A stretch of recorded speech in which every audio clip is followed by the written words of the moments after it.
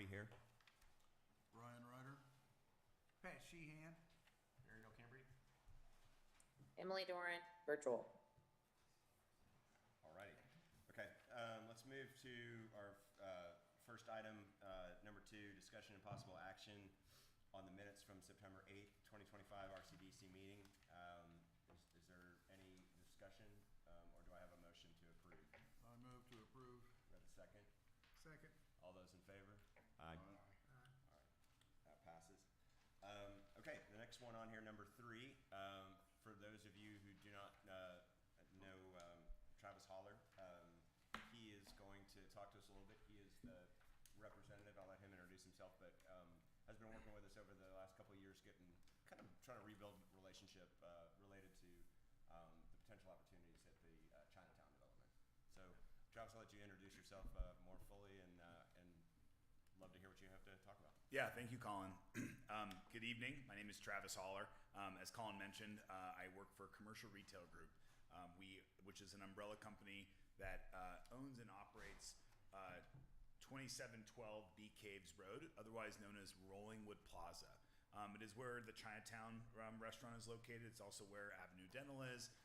It is also the sad-looking 1980s strip mall on Bee Cave Road that has seen better days, to be quite frank. You wait long enough, and the architecture will come back. I was just thinking about that as I was driving through the neighborhood and recognizing all the beautiful mid-century that's still around in Rollingwood. But yes, however, Colin and I, have, as he mentioned, have had the opportunity over the last about 18 months or so, not only to meet on site, but also have a couple other conversations about what we would like to see is long-term redevelopment of that center. I had mentioned this over email to a couple of the staff. I wasn't able to get the resources I needed from my team in time by Friday, but I do have a couple handouts here that I made 5 copies that I can, if I can approach the dais and send. Here, just hand it to me. I'll pass it. I'm gonna keep one for myself, just so I know. Yeah.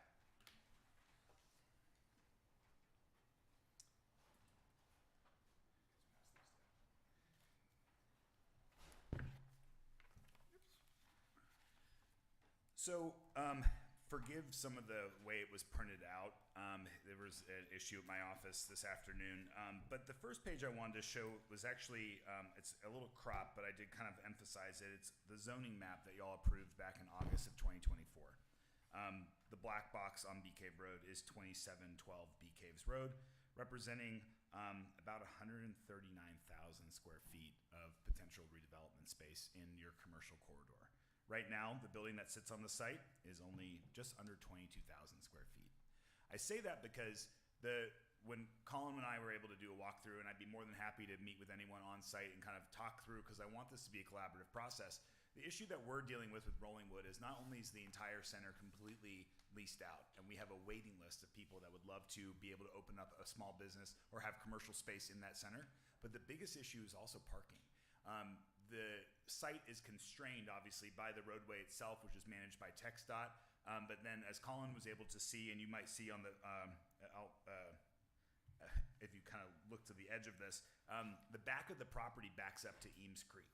And there's actually quite an extensive creek greenbelt back there, both on our property, but then also on the adjacent lots that are on both Inwood Cove, but then also Timberline Drive, that abuts those property lines as well in the middle of Eames Creek.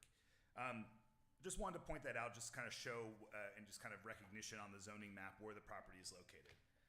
The next couple items I've included on here is just general kind of TCAD information about the site as it stands. Being, as I've mentioned, the landlord, whose name is Todd Ruth, who lives in the neighborhood and is, purchased this property in 2016 with the intent of redeveloping it, would like to see something substantial in its place, not only from a business perspective, but also, as you can see here right now, the property is valued just over a little over $7 million. But like I said, it's 140,000 square feet of potential space to build upon. Right now, we're only utilizing about 22,000 of commercial space, which obviously impacts the amount of tax revenue that the city of Rollingwood would be able to bring in on that site, but also it limits the ability for the center to provide amenities via businesses or other services to the citizens of Rollingwood. Having said that, we want to make sure that we, I guess, backing up a little bit, I am kind of new to this conversation. I recognize that in 2020, there was some initial renderings of a planned redevelopment that kind of caused some frustrations and kind of ruffled feathers for a lot of citizens of Rollingwood, and that was before my time. One of the things that I've talked to Colin about, and I also spoke with Emily as well, and some of the other staff here at the City of Rollingwood is, we want to make sure this process is collaborative. We would love to be able to redevelop this site with, the input and feedback from both this committee, but then also the citizens of Rollingwood to make sure that we're maximizing this, it's a really incredible plot of land that has seen better days. One of the things I also pointed out to Colin when he came on the site is we're starting to deal with the fact that the site itself is kind of eroding into Eames Creek a little bit as well. And there'd be, potential opportunities to not only maximize more retail and commercial space, but also add what we would consider like, multifamily housing in an appropriate way. So having said that, I wanted you to look at some of the next couple items in that packet. The first 3 pages pertain to the initial kind of draw up or plan that had been worked on by Rohde Partners. Rohde Partners is a local architecture firm. They designed and built the Independent building downtown, as well as page 4 of the photographs of the Lauren Hotel, which is a project that we worked on specifically. This is just a couple of examples of what they had originally drawn up, but the subsequent photos I included in this presentation today was from SHU Office of Architecture, which is of the Bolden Creek Commons located at Old Torf and South Lamar. And it's a good example of what we've been kind of envisioning, which is this is an existing plot of land that was not properly utilized. It abuts a greenbelt space. That's that one, yes. Let's make sure everyone's looking at the same. The remaining photographs are all of that center. I wanted to highlight this specifically, even though it's a different architecture firm, just to kind of show you the potential of what we're thinking when it comes to allowing a mid-rise redevelopment that allows for more parking, but also a substantial retail footprint, and then being able to go up a little bit and having some multifamily, either commercial office or some multifamily condominiums as well.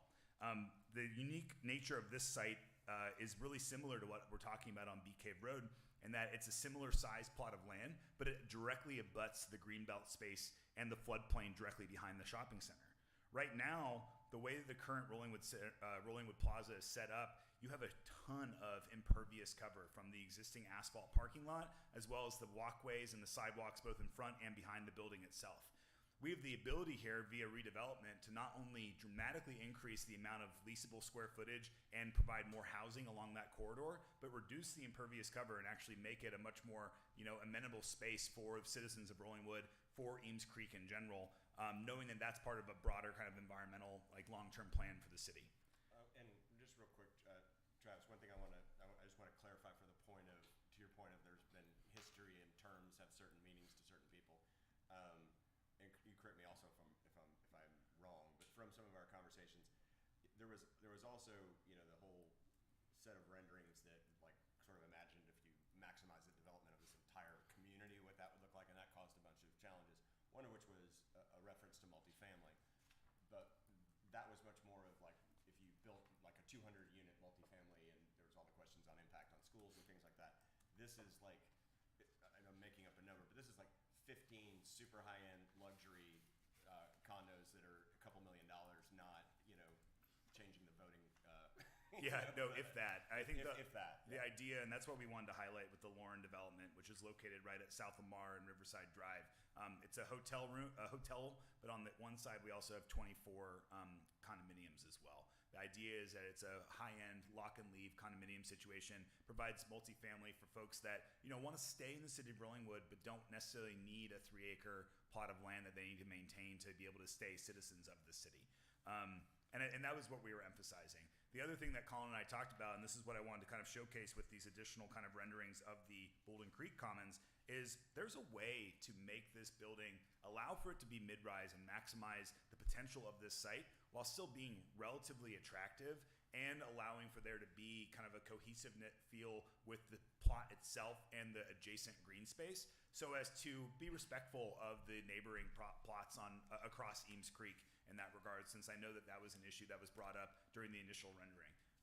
I think that I know for a fact that the owner of this site cares about, and his wife specifically care deeply about architecture. They also care a lot about, like native habitats, protecting the local environment. And I believe that, if we were to do this in a collaborative way and work with citizens and this committee, we could come to a consensus on what would be not only an attractive property that would be, frankly, the gateway to the city in a lot of ways, but again, from a business standpoint, be able to maximize that plot to have more retail and services for all the citizens that frequent that corridor, but end up going to either Westlake Hills or City of Austin, because the City of Rollingwood doesn't have a lot of those businesses that they need. I realized I wasn't able to prepare a PowerPoint in time, but the way I see my attendance here this evening is, us continuing our ability to extend an olive branch and be collaborative in this process. We're not saying that this is something that's going to happen in the next 3 months, 6 months, even 12 months from now, but we'd like to be able to get in that process, knowing that this is a perfect period of time to start reimagining the long-term, redevelopment and implications of doing something grand on this site. Knowing that it's part of obviously y'all's strategic corridor plan, but also an ability to maximize the potential from a business standpoint as well. Yes, sir. I think I'm with you, but what do you need to do? What do you need from us, the RCDC? We're a project-driven citizen board that gets some income and does some things that hopefully benefit the city. What you're talking about is really the planning and zoning function, though, isn't it? And council. What is our role? Well, I in think this? it'll involve all of the above, Yeah. honestly. The start of, I think in our role of promoting commercial development, which is the first step one of that literally was to go get to know these folks Yeah. and reestablish a relationship that said we'd like to collaborate and see if we can get something done. So that was role number one that this board has been doing over the last 18 months, a couple of us. And then I think the second step is to work with you guys to get enough like sort of momentum and participation so that it's a meaningful collaboration. And then that is, I think, where, to your point, Brian, we're going to need people from zoning. There are some things that potentially would require exceptions, and I think that's just the nature of doing a project of this deal. But what we thought through some of these conversations and some of the meetings is there really may be some very creative ways to be very close to what the community would be accepting of, and the trade-offs being some of the positives that you outlined. So I think that's how it works. I suppose you're so early in the planning process that you don't know really what you need, but what this group has done over the number of years is if you needed a water line extension or something like that, we could help get that done, or I guess we have a sewer system now. I don't know if this area, is this tract served by a sewer system? Or are you septic here? It's part septic and part sewer based on where it's located in the center. For example, I know for a fact that Chinatown is a part of the sewer system because we pay a hefty wastewater fee to the city of Rollingwood every month regarding the grease trap servicing. Having said that, to Colin's point, we wanted to approach this committee specifically because we view it as a collaborative process. The way I look at it would be getting feedback on an individual basis from y'all, but then also beginning the process of having a focus group with individuals within the city, whether it's planning and development, city council, or some of the neighbors that directly abut the property, so we can begin what that process is going to look like.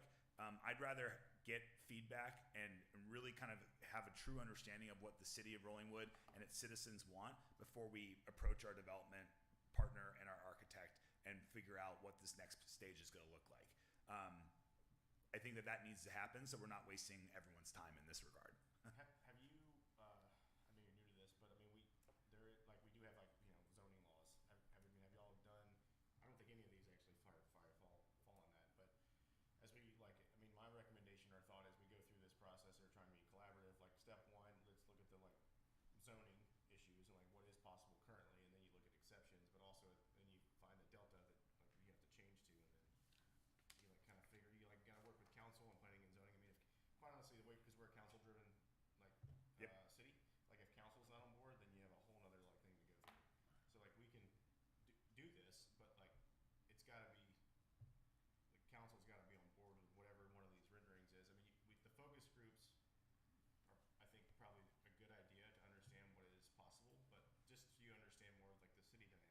Yeah. I mean, I'm sure Colin's, and y'all talked Yeah, about it. yeah, It's we much more of like council, planning and zoning, they come together and then we can help to Brian's point and whatever, but like, or even doing some of the, I think the focus groups and kind of what it could look like, right, and getting, the statistical data about it would be helpful.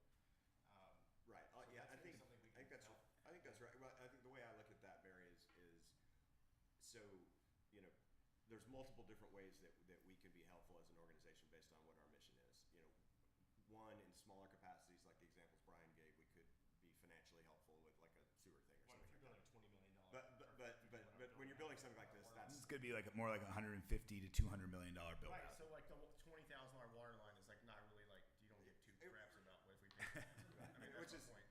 not where I'm going with it. Where I am going with it is the other thing that we can do is we can help make it easier for them to not get bogged down in all of our different groups and their different functions. Well, and the way it was explained to Facilitate me, sorry to interrupt real Okay, quick, no, you're is, again, I've worked for this company for almost 5 years. So, the initial kind of situation that happened in 2020 was before my time.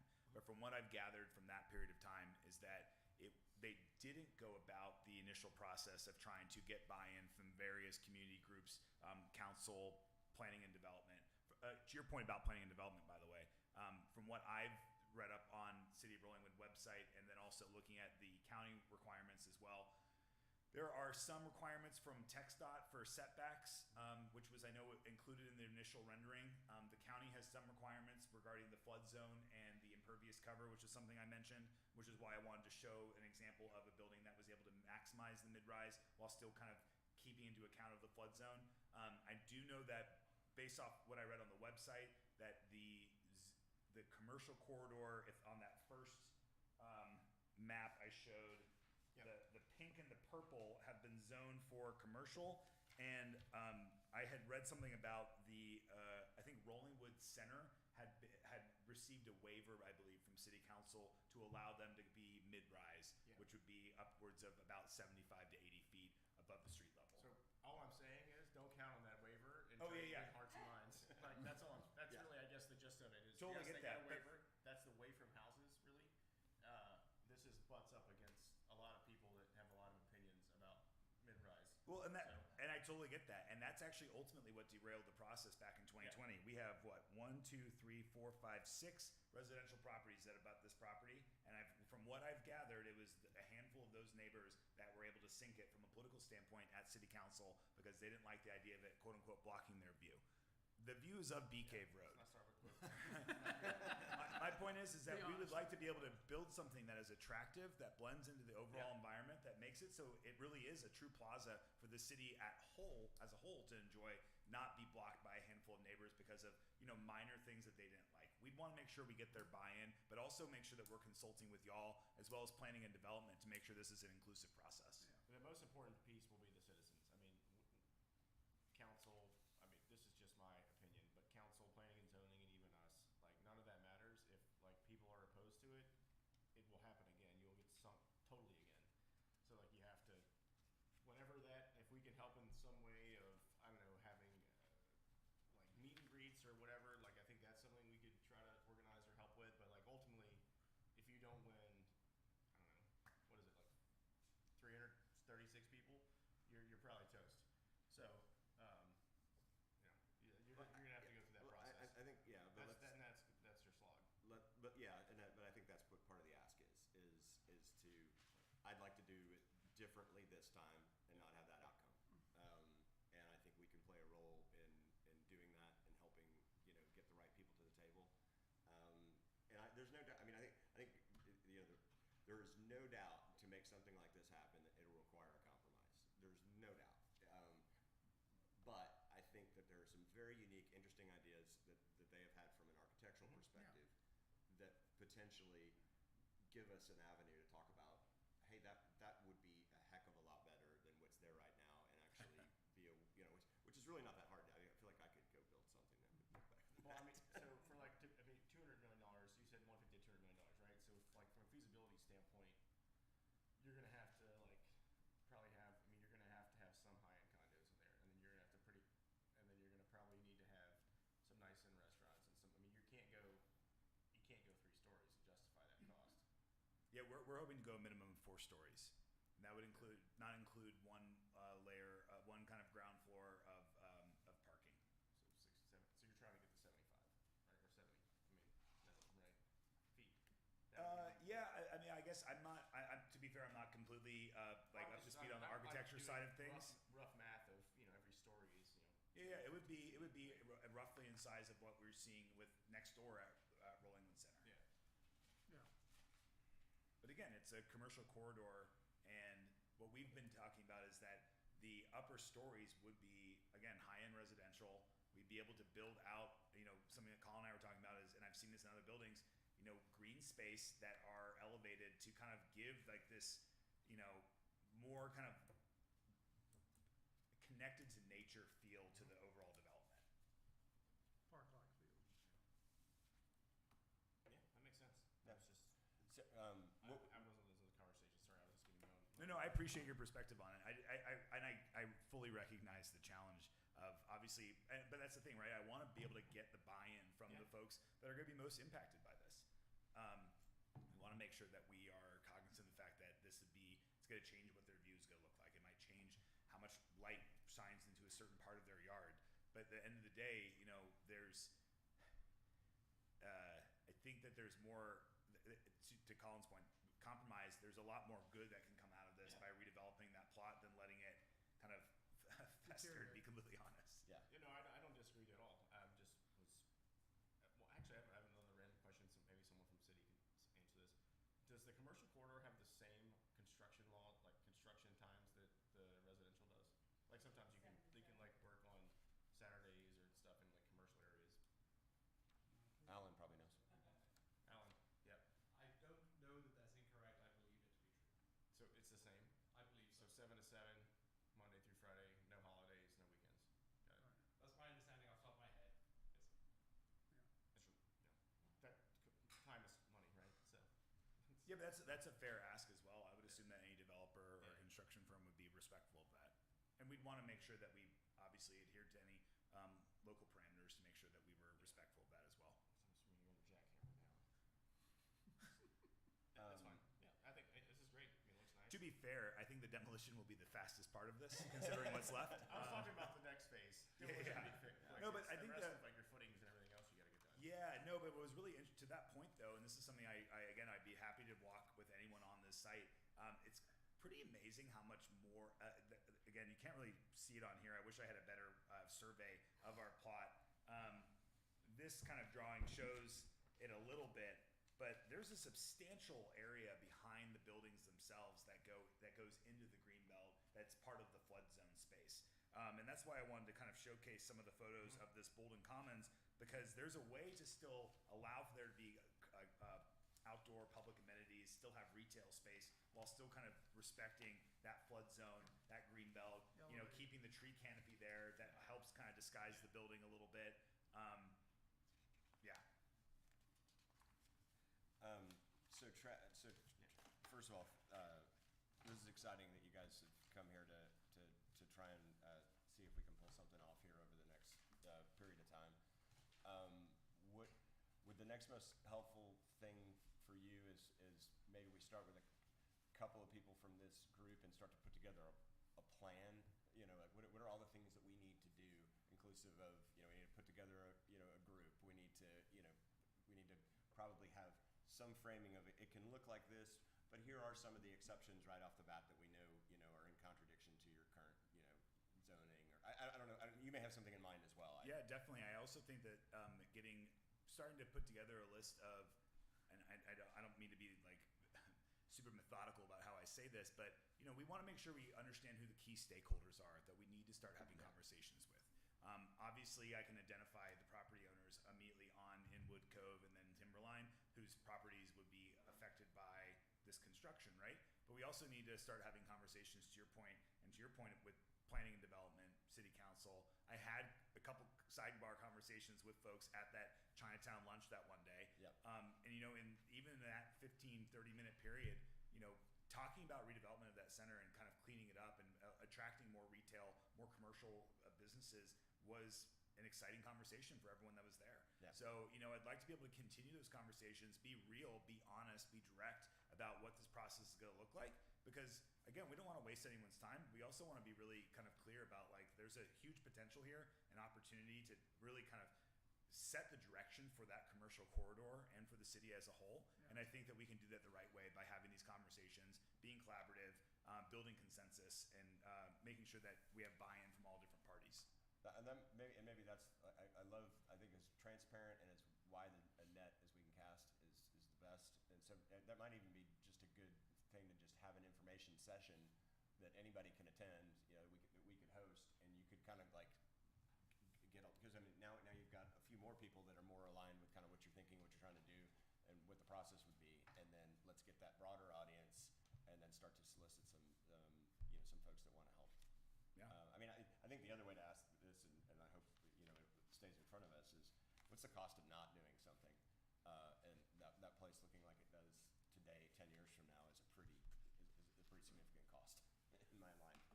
Something I want to emphasize, and Colin, I know I've shared this with you, and I said this at the top of my remarks. I have a waiting list of folks that are waiting for there to be a vacant space available at that center. So by us being able to, and again, like I said, but the constraints of the center itself, because we only have so many suites and square footage available, but the fact that the parking lot is already such a mess, the idea that we could redevelop that space, have a much larger parking area while reducing our impervious cover and more or less doubling or tripling the amount of retail space available. I mean, you're talking about restaurants, fitness studios, retail shops, also executive suites for doctors, lawyers, other businesses. Plus, there being a better parking solution that allows for that traffic to flow regularly on Bee Cave Road, but it makes it a space where people can actually gather, conduct business, meet neighbors, send their kids to jujitsu, etc. That last part, we have another center up in Bee Cave where we have a really prominent Brazilian jiu-jitsu studio, and they have been chomping at the bit to get into Rollingwood somehow, because this is where half their students come from. Are coming from Rollingwood and Westlake Hills, but they're driving 15 minutes the other direction because there's no space available. And I think that kind of highlights what we're starting to see on like the market side of things, is that this is a supply issue, and it's going to keep demand is really high, and we need to take advantage of that from a business standpoint. Yeah, I mean, it did tank.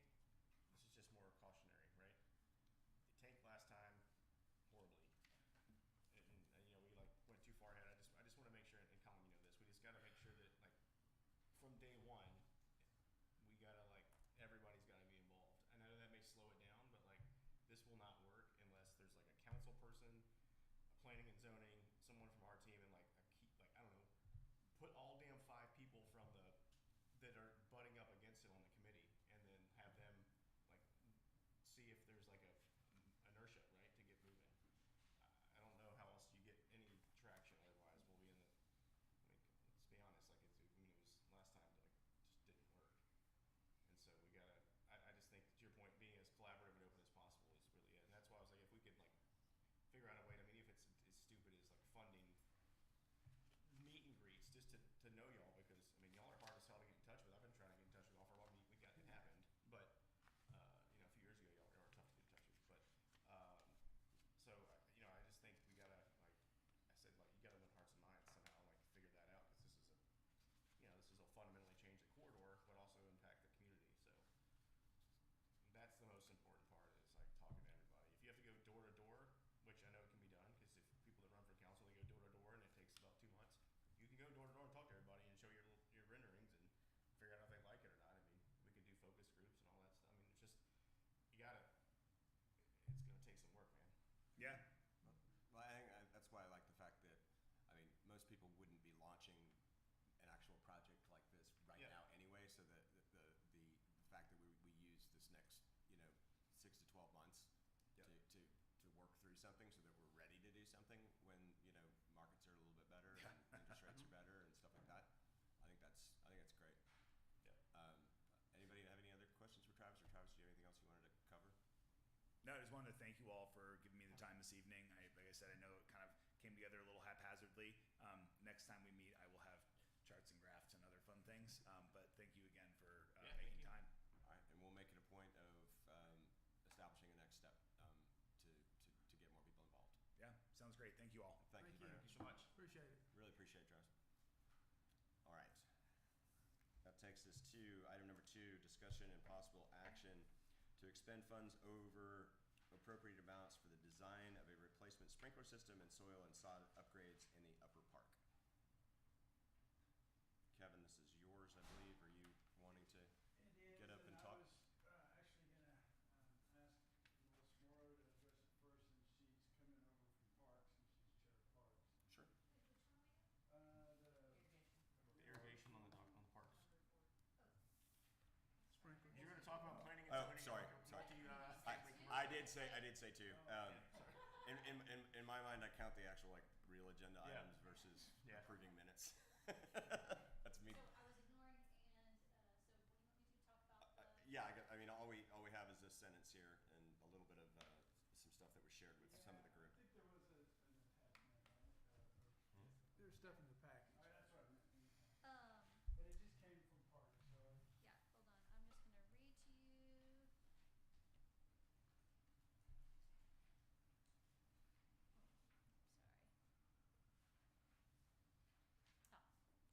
Sorry. Councilmember Glasheen brought this to the city council, and they asked him to bring it to Parks. One of the guiding philosophies of the Parks Commission right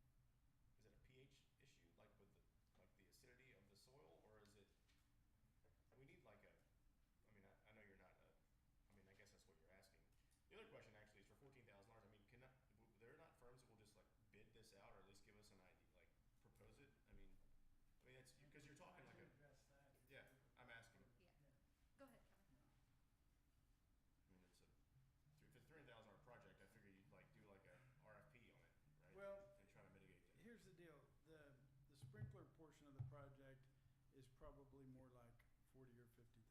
Yeah.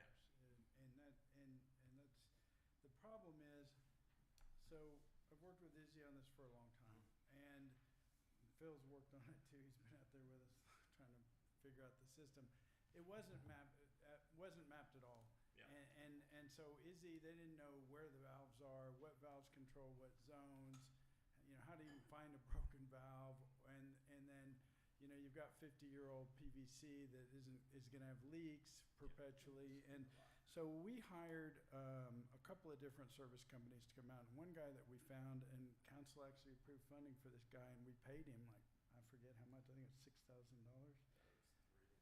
3 and 3, whatever. But he's the guy that's in charge of the whole sprinkler system for Zilker Parks at the city of Austin. And he works on weekends on the side. So this guy's perfect because he knows a big commercial system. And he came out and tried to map the system and worked on it. And we were going to hire him to fix it, over weekend after weekend, and kind of because he was pretty cheap relatively. But he also was like the third person who's been out there and worked on it. He said, you just got to get a new system. So the problem was, then I asked Izzy, I was like, about 4 or 5 months ago, Izzy, let's get some bids, cost estimates from somebody. Well, nobody would bid it. And the reason nobody would bid it, and the reason that was kind of a bad plan, was because we didn't have a design for them to bid. And no one's going to design this whole system to bid it and price it out unless they know they're going to get the job. So if we hire a design professional to design it, then we can go out and get apples to apples bids from contractors for the installation of the system.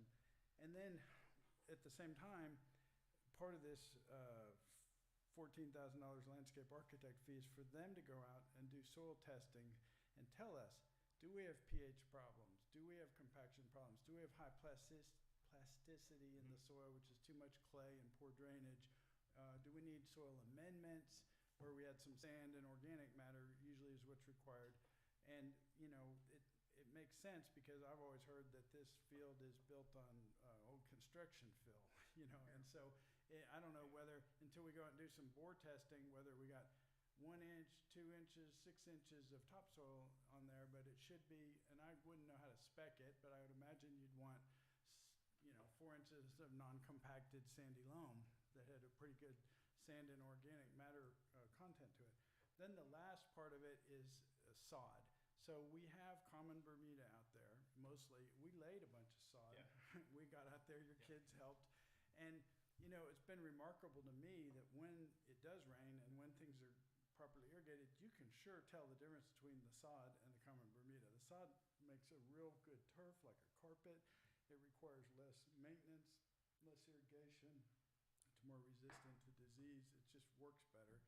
And so the idea was, okay, if we're going to have a system where we can maintain it, let's get good sod in there so that we have a real first-class field that will have a lot more turf tolerance, foot traffic tolerance as well.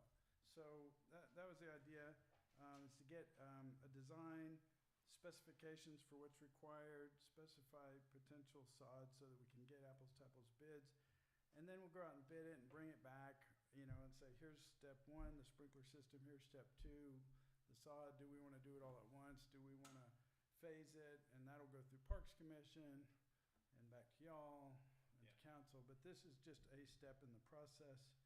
The process for installation of the system, it would be that we do have to trench up the park. I think it's probably going to end up being a recommendation that we do the whole park sprinkler system where we're at it, because there's things like down here by the playground equipment, there's a bunch of pop-up heads that are down there in decomposed granite that I don't know what they're doing there. And I've asked Izzy and Johnny about them and said, hey, can y'all cut these off? And they're like, yeah. But I think if you look at the whole park holistically, I think it's going to make a lot more sense.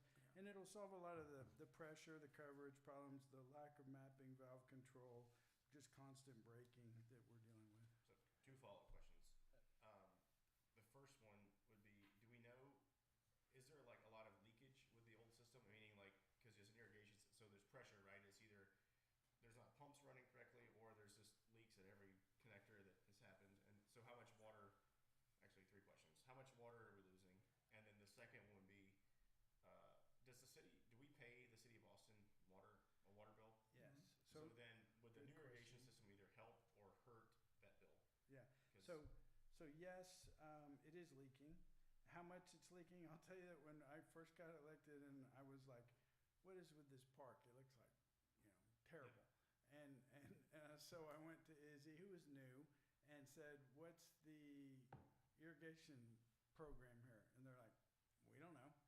And so we would go into the irrigation control and check it every week, and somebody changed it every week. We people. So then we put a lock on it, and we got that under control. But then I asked the city, how much have we been irrigating? How many gallons? Because I want to do a calculation. Because there's calculations that I can look up on Google on how much water Bermuda needs every month, A ton. For ranchers, a ton. and time of year. Yeah, and the answer was, well, we don't know how much water we're putting in the fields. And I was like, why not? And they said, well, we don't read the meters. So then I asked them, well, do you know where the meters are? And the answer was no. So then it took several months, and we finally got the meters located, and we got them read every month, and they're still reading them every month. Although I haven't checked the numbers lately, okay, because of it's kind of like, what's the point? As jacked up as the system is. So I'm not reading them, but we haven't done any leak test or gallon loss analysis, but there's no doubt that it's going to save money. And I will tell you this, that we also did a study. When I first got elected 3 years ago, one of the first things I did was I did a study to propose an irrigation well in the park and studied what it would cost. And I've got 3 different public water supplies and a couple of apartment complex wells that I irrigate them with. And so I know a little bit about public water supply, and an irrigation well makes a lot of sense to me. But we did the math on it, and we're only paying a wholesale rate of, I believe, 8 cents 1,000 gallons to the city of Austin. That's our wholesale rate. And so we, if I remember that number correctly, which I'm going to guess I probably do, but then we mark it up and sell it to residents, and it covers our cost of running the system. But we have never really budgeted or accounted for the park water usage, and I haven't made a big issue out of it because it was so cheap at those wholesale rates that it didn't. From a steward standpoint, this, Kevin, but like if we're in an area that has credible drought problems, where there's more people moving here, for the city to not have an idea of like maybe they do, like how much we're running and how much water we're leaking. This is not your fault. Like it's like Hey Barry, will you talk into the mic? Emily Yeah, can't. sorry, Emily can't. I Emily moved can't way hear too you. far. Sorry. Yeah. So that's just something. That was one of my thoughts. Just in this in general was like, well, what do we like? How much are we spending? And also like, are we like just we're wasting water. We are wasting water, no doubt about it. And I'll tell you that we were wasting a whole lot more to citywide before we did this big, $5 million water line replacement bond package. Yeah. That's tremendous improvement in our situation. And I'll tell you that as far as the whole water situation goes with the city of Austin, Austin is a single source water supply. It comes out of the Highland Lakes. They have no other source of water. Fortunately, they haven't run dry. It made us all nervous when Lake Travis got down to 60% low, and I was like, someday they're going to run out. We have water restrictions that get imposed here from time to time. You may have noticed they're not entirely enforced. There's a lot of people that run sprinkler systems in Rolling Woods. Right. I run mine on Thursday, which is the day, and I can run it twice a day. I've looked up the rule. I run it in the morning and in the evening, and that's it. But there's a whole bunch of green grass in this neighborhood that does not but credibly watered once a week, in my opinion. But I think it would be a lot more water-wise and a lot more cost-efficient if we had a system that functioned well, didn't leak, and if we had a hybrid improved grass that requires like a drought traffic tolerant grass. Yep. And then I have one final question. If we're going to pay for the $14,000 for it, and it's going to be a sprinkler system, we need to know what the plan is for those fields, like all of them, right? You have to know like what you're building for. Mm-hmm. And that to Jeff sent an email. We've had some other forms on it. Like I think we need to understand also like what is the plan to understand basically what the system is you're building for. Well, right? I don't necessarily agree with the premise that as Jeff put in his email, he said that, and let me grab my notes because I wrote it down. I don't want to misquote him.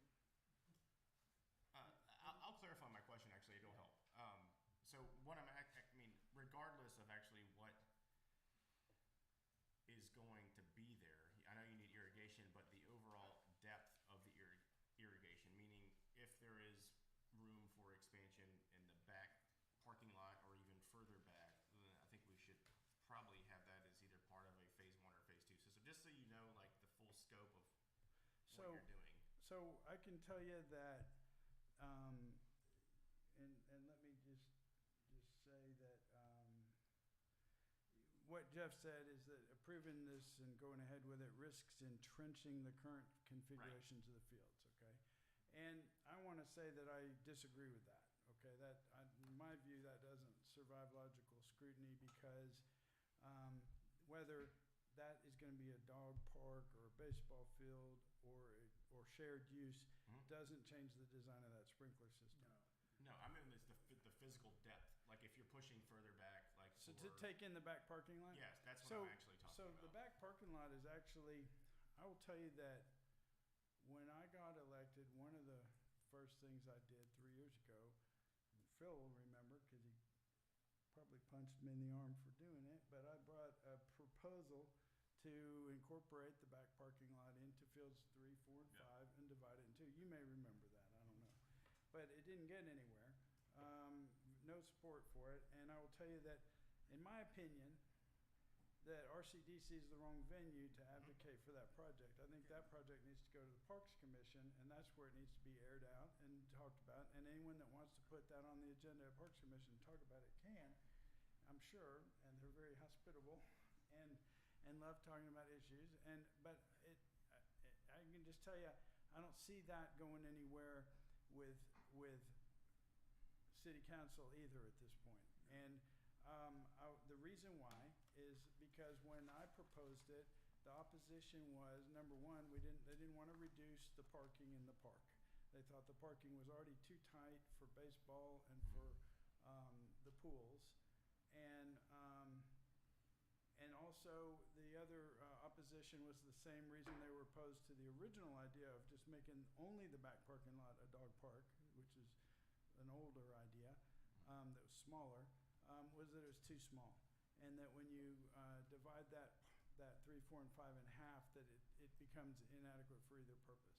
I think the real problem is that we don't have enough land up there in this park to have an adequate separate dog use area and keep all of the ball fields configured exactly the way they are, unless they're shared use.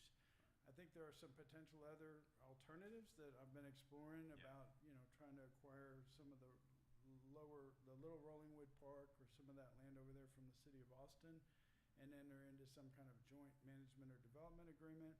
That's a very, very early discussion. I'm floated it. It's been floated many times over the last 30 or 40 years or as far back probably as memory. I've heard rumors that it used to be ours. I don't know if that's true.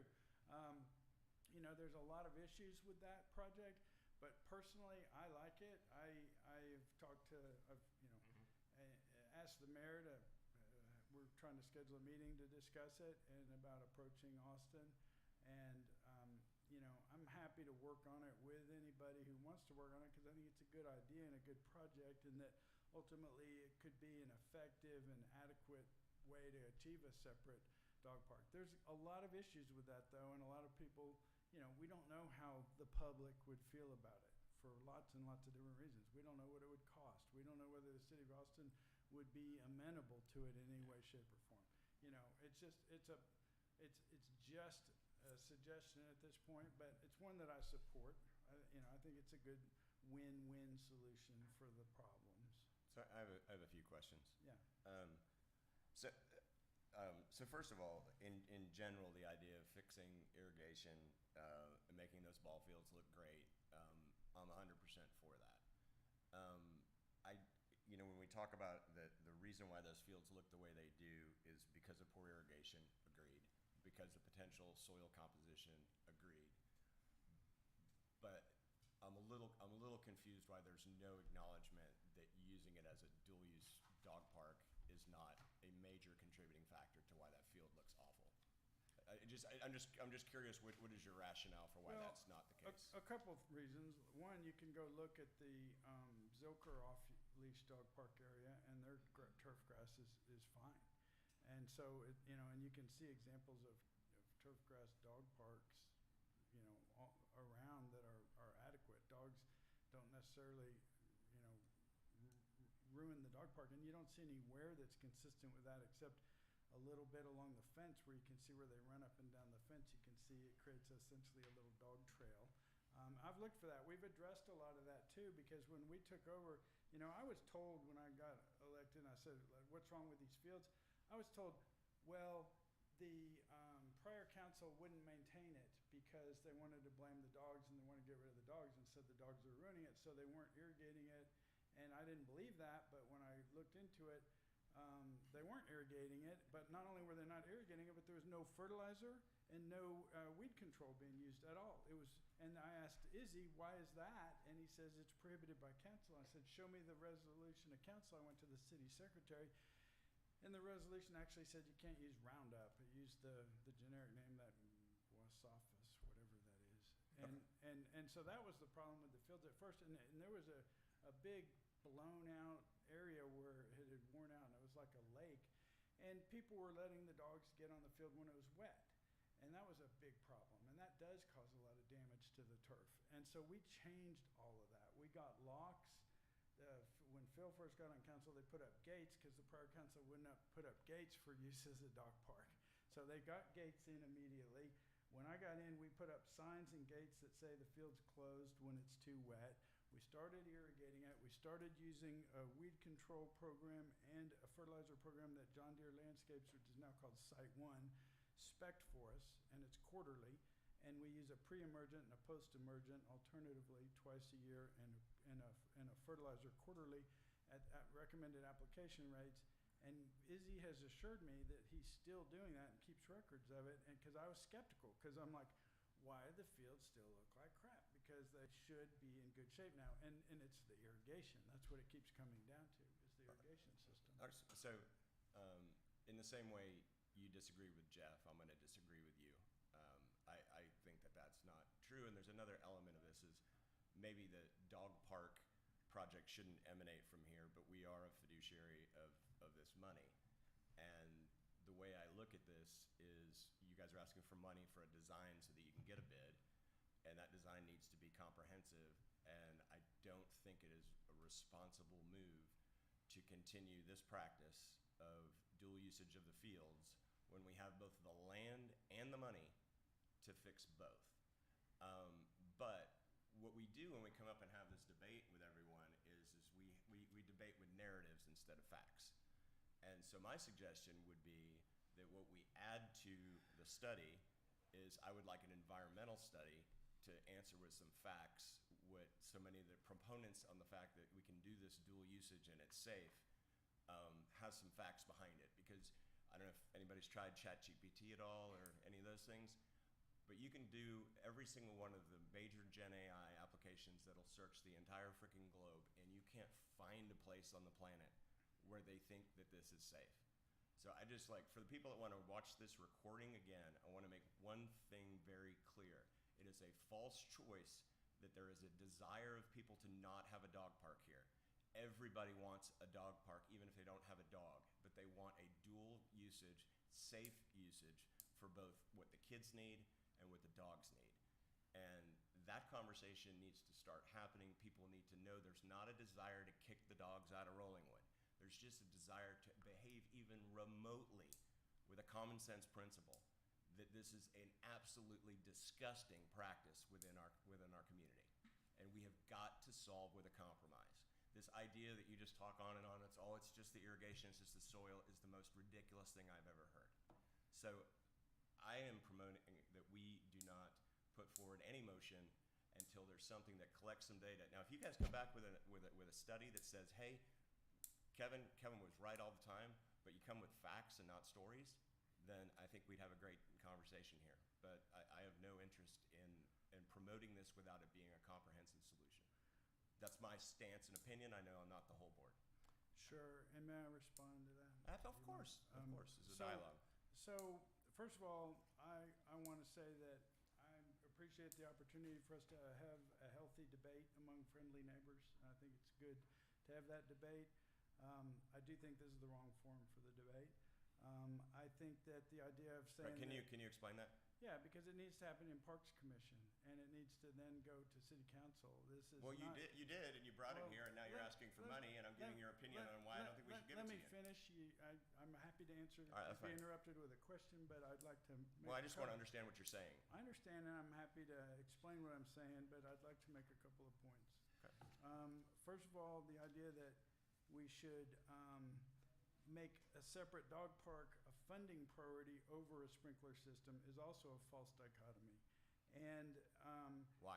because replacing the sprinkler system does not preclude building a dog park. But you need to do a design so that you can get a bid. You've told us that. We need to do a design to get a bid on a sprinkler system, but that doesn't preclude getting a separate dog park. It doesn't even preclude later dividing this area into some two parts if some future council wants to do it. It just simply doesn't do that. And it's not like we have a funding shortage where we can only do one or the other. But really, Agreed. I'll tell you the way that this would be perceived, certainly by me, is that it would be an attempt to hold the park hostage until dogs are removed from some or all of fields 3, 4, and 5. I think it's a bad faith move and an abuse of the board's responsibility, and instead is trying to get into a policy-making area with regard to the use of the park that is reserved to both the park commission and to the city council.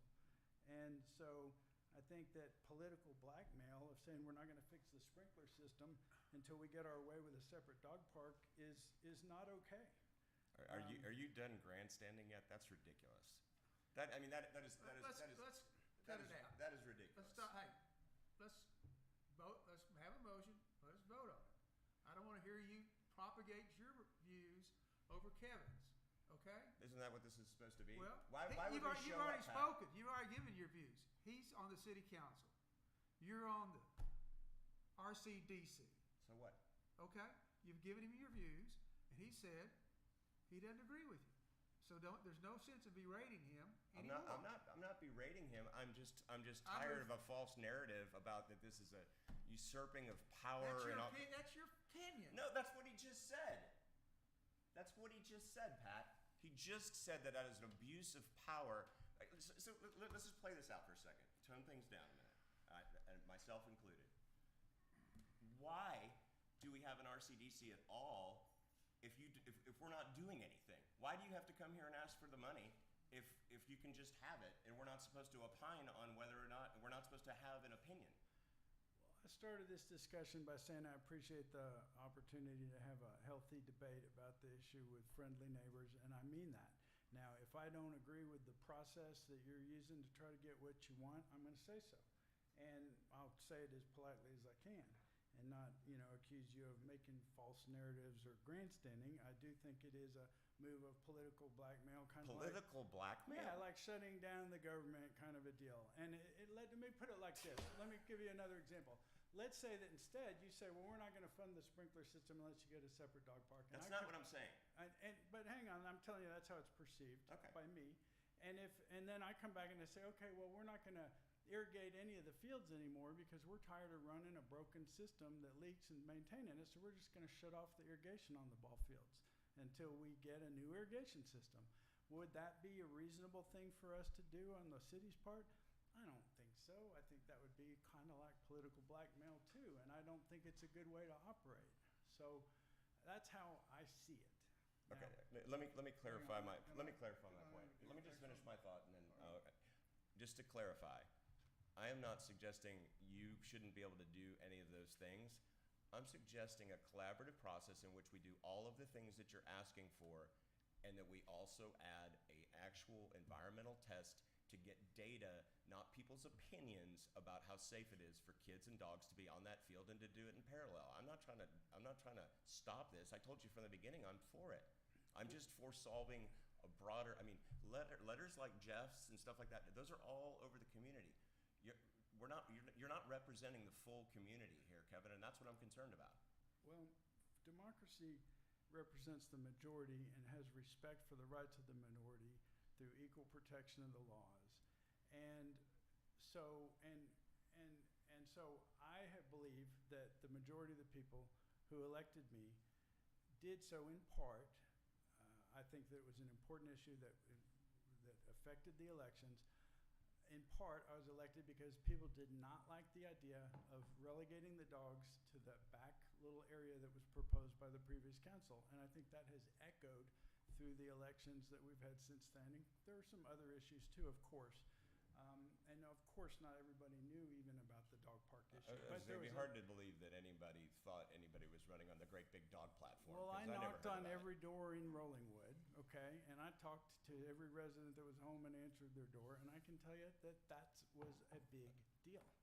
That was the demographic you ran into, which was everyone who was retired and at home during the day. True, it is the older demographic. That does of not peop- have the children that are playing on the True. fields, and that's not a negative statement. It's just an Yeah, objective it's the observation. voters. It's just the voters. And that's right. And so we do represent a majority of the voters. And look, I'm not No, opposed. that's not necessarily true on this issue. And I believe it is, but otherwise But I you wouldn't. don't have any facts. He won council. I mean, I don't mean that like, I mean, I'm sorry, I lost to it, but like, they did keep winning. Like, But not on this. No one voted to continue to have our kids play in dog shit. No one voted for that. Well, presumably every kid who has a dog at home and plays in their yard is in no different situation That's not than. true either, and you know that. Okay. Go ahead, Brian. I'm so sorry. Go ahead. We authorized $15,000 to be spent for landscape irrigation, landscape planning, and $2,000 for topo survey last month. What is that going for? If not, to answer some of your questions about facts instead of I think that was for Melissa's but okay. For the, parking lot. for the parking lot and trees and insurance. Well, do we need to then authorize a little bit more for your environmental study to do something they have to quickly so we propose the can environmental study. Yeah, they have It to doesn't work that way. Like, we can't just say you have an environment, they have to come back and propose an environmental study, then we have to approve the. That's my suggestion is that they add an environmental that's- study and we pay for the whole That's thing. additive, not, I mean. But it's the- comprehensive. I think Yeah, that's. well, the other thing, like, okay, let's play this out, right? Say God willing, we get another dog, like a dog park that's separate. No. Time and money is everything. Nothing's getting cheaper. If we pay for the irrigation system now, it's in place when that thing gets built, if it ever gets built. Like, it doesn't change the fact that, like, if nothing changes, the same council remains for 20 years, there's still gonna be dogs up there, but at least we're not bleeding money in water that we don't have. Like, I don't even know what the water budget is for the city, but I mean, even at 8 cents a gallon, we only have a $5.5 million budget. I mean, Per 1,000 gallons. yeah, sorry. I know it's a different amount, but my point is, like, I know my kids don't play baseball, and I get that it sucks, but like, we're stuck in like kind of like a corner here, rightly or wrongly.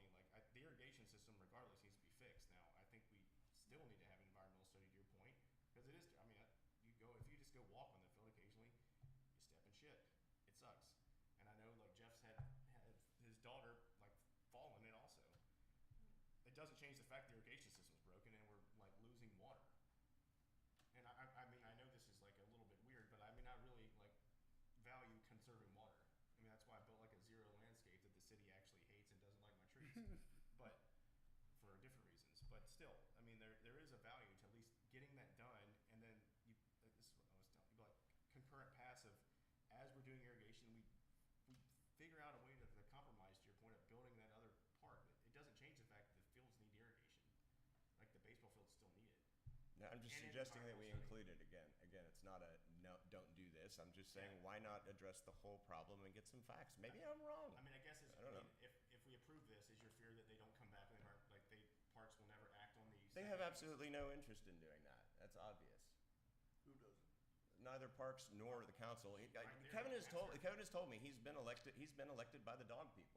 He just told me that. Well, I don't know who they are. I know Melissa on Parks. Let her. I mean, are y'all open to an environmental study? I mean, I don't know. And That's the only before I question sit- I've asked, and and we end up before in I- other places. And before I sit down, I can tell you it's perceived, and I think rightfully, as if you approve it the way you're suggesting, is yes, but only if you go get this environmental study to help prove that, Or disprove. or whatever. I mean, I hire expert witnesses all the time. I can get you 10 experts on both sides of the issue. If you want to see a report that says it's not a problem, I can get you one. Well, that's what I'd be my concern. We'd have to find a neutral party to do it, because I think that's exactly So, what you do. but anyway, I'm just telling you, it'll be perceived as, no, we're not going to approve it unless you do this that we want about, studying whether dogs are germy or not, which is again, in my perception, is improper and is political blackmail. That is my view. So I'm going to pass.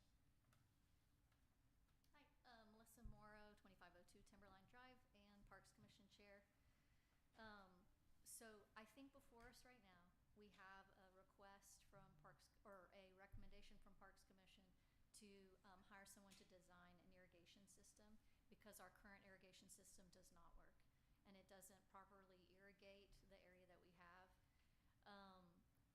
We have not had in the 2 years that I've been on Parks Commission a single person who's come and spoke about, or a group of people, or even Western Hills Little League hasn't come to us and said, we don't want the dogs on here anymore. Individually, do I believe out in the neighborhood people talk about this on one side or the other? Absolutely. I do think it's a topic that comes up, but when it comes to someone actually coming and speaking in the public forum and saying, with the exception of Jeff Marks, there hasn't been anyone who's come to say in the last 2 years that this is a priority and that we want you to do it. I think that's 100% correct. I mean, So we're happy to have a group of people get all riled up and pit the people against each other. I'll be honest, at Parks Commission, my whole goal is to work on things that we know need to get fixed because they're broken and things that we can agree on. And if we want to get everyone really upset in the community and work against each other or think that they're working against each other, then we can do all kinds of studies and we can spend a lot of energy. What I think we should be doing is working on how can we share that space that we have that already exists that is being shared. Now, again, we have existing a situation. I'm just trying to address parking, the new trees that we're going to put in, making it safer, and going with the existing design that we have, because I believe the master plan was adopted 7 years from now or ago, yeah. and not one thing has been done for it. And so we're looking for what are things we can all agree that we want to do together. The trees was a really easy one, but before we put in the trees, we really wanted to know if we could tackle this parking situation. And then once we did that, I'm sorry, but Kevin did go around us to council first and say, well, I want this irrigation for the fields and to come now also. I am fearful that knowing who our staff are and what they are capable of and all the really important things that they do, that this will again get put on the back burner and we will have a park that looks terrible, continues to look terrible, for a long time if we just keep arguing about it. What we're asking is, let's fix the irrigation. I don't know why, honestly. If RCDC doesn't want to fund it, which I honestly think it's maintenance and the city should just say, this is our park and we should just maintain this, I am perfectly happy to go to city council and say, RCDC has voted, we took it to RCDC, they said no, and then take it to council and say, it's up to you if you want to spend general fund dollars towards this, you all can decide that, or they can say no. But I'm going to keep coming at you guys and to the council with projects that I think are important, that the community, the Parks Commission members who have agreed to serve on it and volunteer their time and do, research on, will keep doing that. So, I mean, as a good steward, like, you should also understand the impact of things. I mean, absolutely. right? Like, so to that point, like, what is the impact of dogs or drought or whatever? Because you're going to want to know what kind of grass you're going to put down, and so you're going to have to find a certain grass. Without knowing what's going to be on that turf, you're going to honestly want to. I mean, the landscape architect will probably be an expert in it, or someone whoever they hire. So you're going to want to know that piece. The other aspect is if we ever finally get to a point of having a separate dog park that's like world class, is that a parks question or is that city council? Because it's not actually a park yet. Oh, you mean like taking No, over I'm actually another asking piece of Alan, land? sorry. Yeah. Who operationally handles that? Because it's not a park; it's a piece of land the city owns that's not a park. Who leads that? I'd say if it's outside of the scope of what we consider Rollingwood Park at the moment, Correct. it's a policy decision for council. And then once it's designated a park by council, it would come under the purview of the So, but recommendations first of it the would park have to commission. be designated a park by council. Then I it would say falls so, in. yes. Otherwise, so someone on council inevitably would have to lead the first phase, and then it gets kicked to park, and they'll come to us for funding. Yes. Yeah. Okay. So one interesting thing, Melissa, that you brought up, which I like the reference to it.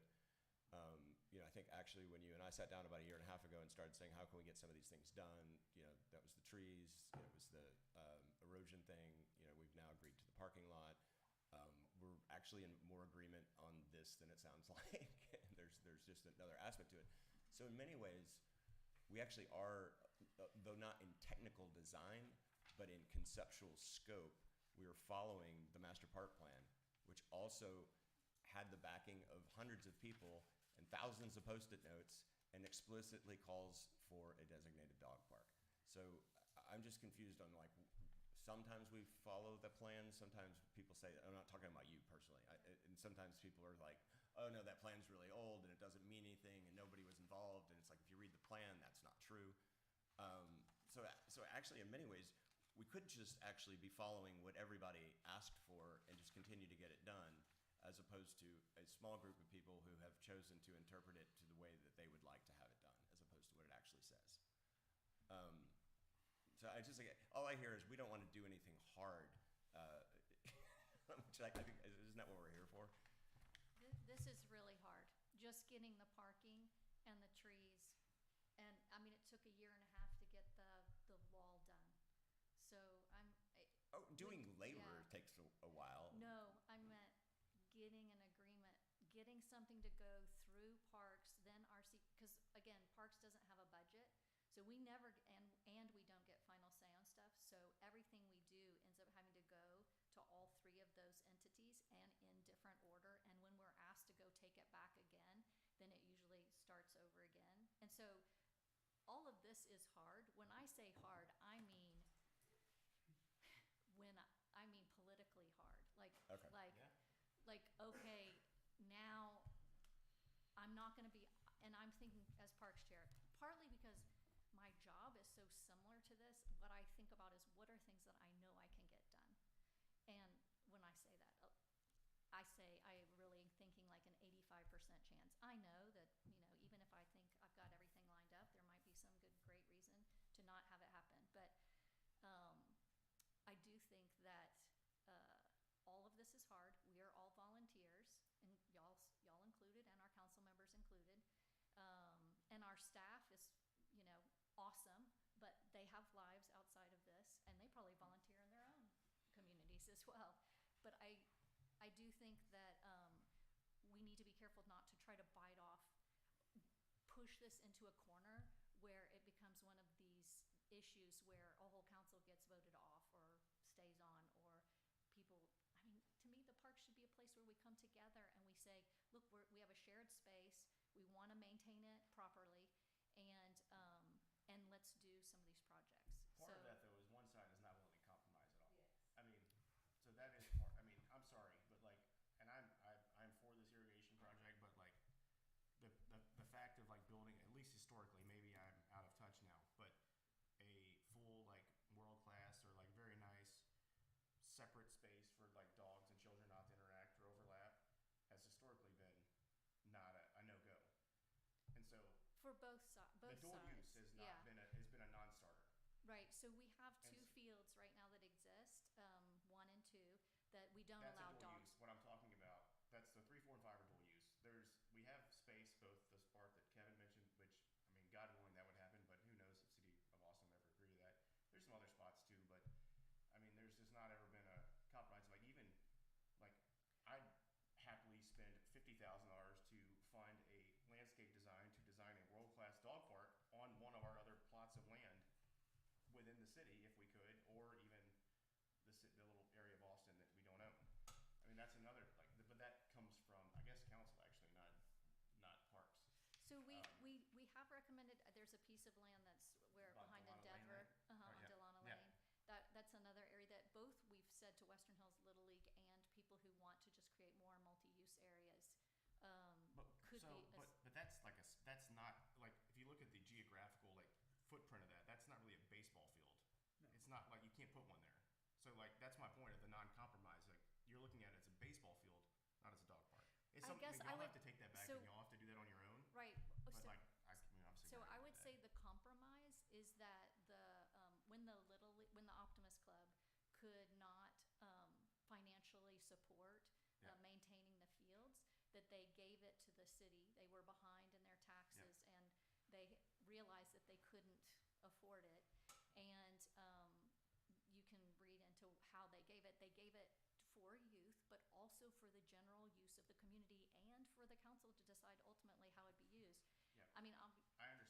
and My so, point but is if you there's think other about, spots to look at but also, if you right? could think about compromise being that fields 1 and 2 are only used for baseball and softball. And I, as a soccer player, might say, hey, you know, having those dirt infields don't make them great for flag football or soccer or some of the other I mean, they're things. baseball fields. They have chain link fence with fence. I mean, they were designed as Yeah. baseball fields. You can say that, but like, it's very obvious when you look out of your eyes, they're baseball fields. My only suggestion is that as we move forward down this path, one, we have to be collaborative and nice.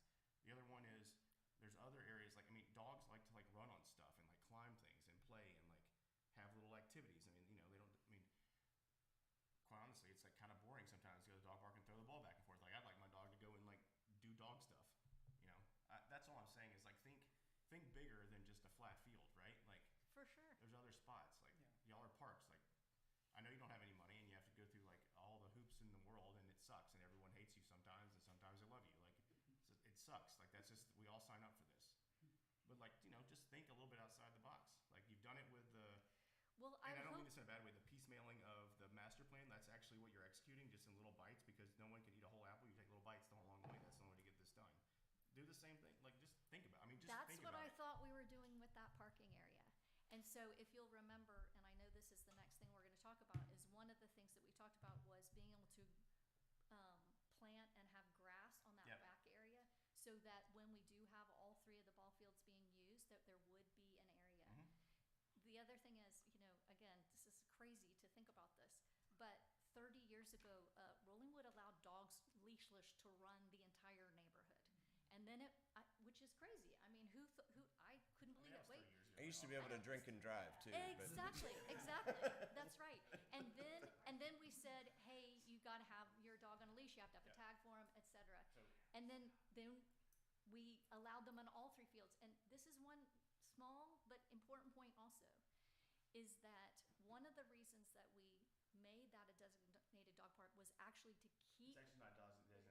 not dog park. a It's multi-use dog area, park. off-leash multi-use area, Yeah. is because we wanted to be able to tell people when they showed up and went inside the fences and let their dogs off that you cannot use 1 and 2.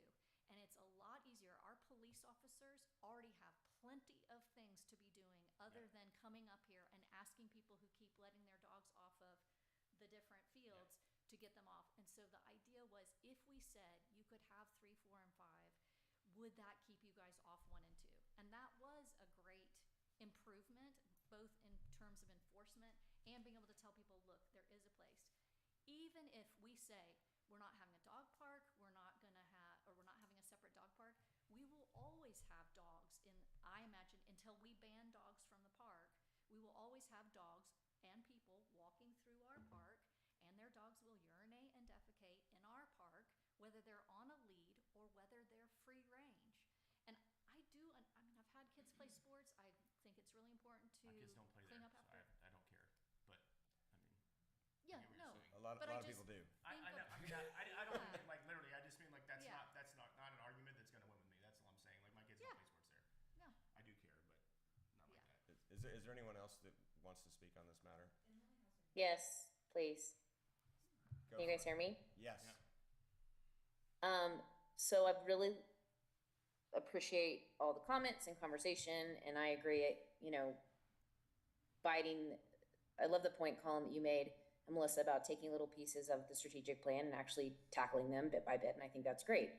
But I think we gotta do the hard thing, and I think we really need to approve the motion for the new sprinkler system with the caveat that we do the environmental study so we can have the data and end this debate, whatever the outcome is, because this has been going on for decades, and here's an opportunity to get it all out there. So that's my motion. I don't think, but sorry, Emily, before the motion is even reviewed, I don't know what the full proposal is, but there's not an allocation for the separate environmental study. Like from an actual like procedural standpoint, we can't approve something with a caveat because it's that what came forth like from a like. Well, let's make sure that's true. Is that true? You can make amendments to whatever's posted so long as it's within the scope and within the budget. Okay. But I can't hear. If somebody could That's my point. speak. It'll exceed the budget, I guess, to your Right, point. that's operationally, that's what I'm saying. Okay. What is the proposal here? Discussion and possible action to expend funds over appropriated amounts for the design and replacement of a sprinkler system and soil and sod upgrades in the park. Fine. What number are we talking about? 14,000, 15,000? $14,500,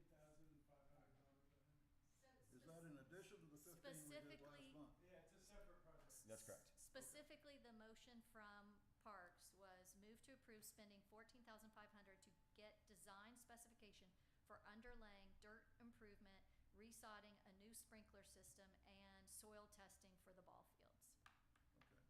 Okay. So I guess can it not go back to where Melissa goes back to Parks and says, the answer is yes, if we can add on an environmental study? I'm, and Lori, you can tell me, or two people here from Parks Commission can tell me if I'm out of line saying this. Again, not to make things more complicated or take longer, I would suggest that you make your motion, Emily, it sounds like you want to make a motion for the 14,500 as Parks Commission said, and we would like to add another, I mean, I'd be guessing here, but we are already getting soil testing, but another 2,500 for, The soil testing is gonna tell you if your pHs are off. If they're fine on the other two fields and they're messed up on the other one, that's a urine issue. So like, they're gonna tell you if that's what's messing it up, and also it depends on the clay. Like, there's a lot of stuff, but I mean, you're gonna get some pieces, but not to Colin's point of getting all the facts of what's going on. Like, you're gonna have fecal matter studies and things like that, or what's in the field, like, you'll know it. I just think well, we then should do you're an gonna environmental need to study. I guess then Emily is gonna need to better define what it is she wants. Like, So here, this is why I don't think it's potentially a separate motion, but it can be, depends on what we Well, vote an on. amendment to the current motion. I'm trying to figure out what the motion All right, so is. let's answer your first question. The motion that has been asked for is for us to fund this 14 to 15 grand to do the study so that they can get the bid, and that is coverage of the full irrigation system, that is coverage of the appropriate amount of soil testing to figure out what actually would need to be done, and it ultimately may lead to, that's where you heard the $300,000. It might make sense to do it all at once. And again, agree with all of that. The only thing that I'm suggesting is that we also answer this question as well, because in my view, from not trying to add another project or whatever, I don't think it is a good use of money to be adding more, irrigation system stuff or adding anything to the park or soil until we know the answer to the toxicity level of that field, and we can just put it to rest. And so that's my only ask is that, like, yes, but can we add this one thing and do it in good faith? And maybe it puts a lot of hearts and minds at ease. I think it's a very small ask. You've got to come up with a number, though. We have to define what is that They project, have to come up with a number. and we have to come up with some estimate. Sorry, not to point fingers, but like literally, That's Can you do my that on the suggestion. fly today? I think she's saying potentially no, because it would change the budget. It would change the ask. Let's estimate from 14 to 17 grand.